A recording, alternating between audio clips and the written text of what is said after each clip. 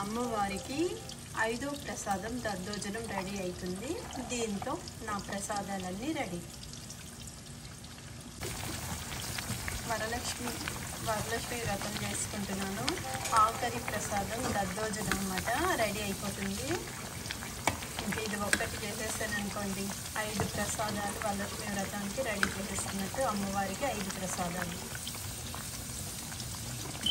ఎప్పుడైనా దద్దోజనం రైస్ కొంచెం మెత్తగా వండుకుంటేనే బాగుంటుంది. అందుకనేసి దద్దోజనం రైస్ నేను మెత్తగా చేసి దద్దోజనం చేసి మీకు చూపిస్తాను. చూడండి, దద్దోజనం ఉడికినప్పుడే ఉప్పు వేసేసుకోవాలి. ఇప్పుడు దద్దోజనం పోపు రెడీ చేశాను. ఇది నెయ్యి వేసి పోపు వేస్తే బాగుంటుంది అనమాట. ఇప్పుడు నెయ్యి వేస్తున్నాను నేను.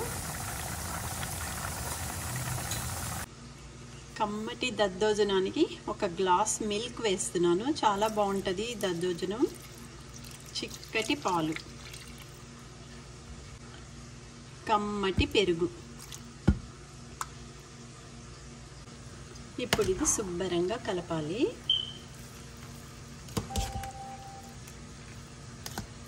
అమ్మవారికి ఇష్టమైన ప్రసాదం దద్దోజనం కూడా రెడీ అయిపోతుంది.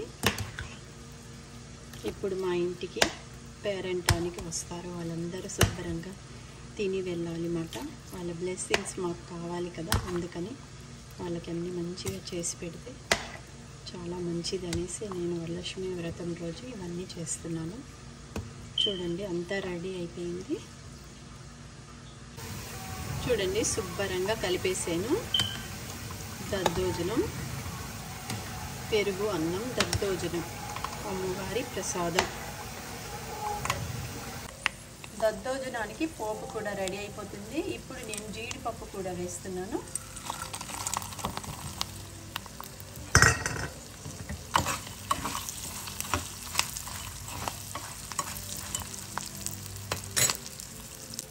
అట్లానే దద్దోజనానికి కొంచెం అల్లం తురుము కూడా వేస్తే చాలా బాగుంటుంది. ఒకసారి శుభ్రంగా కలుపుదాము. రుచికరమైన దద్దోజనం రెడీ అయిపోతుంది. ఈ పోపు వేసేస్తే మనకి దద్దోజనం రెడీ.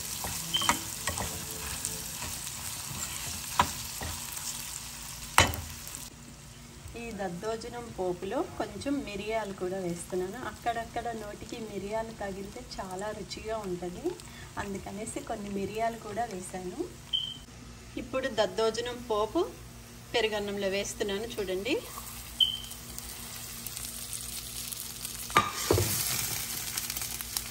శుభ్రంగా ఇది కలుపుదాము. చూడండి, రుచికరమైన కమ్మటి దద్దోజనం రెడీ.